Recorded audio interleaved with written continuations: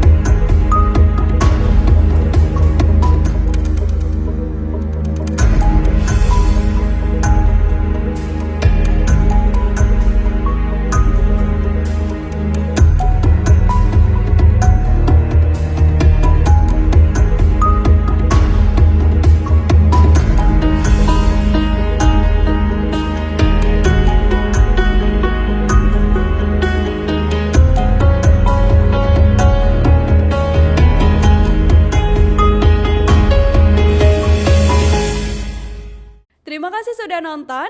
Jangan lupa like, subscribe, dan share ya.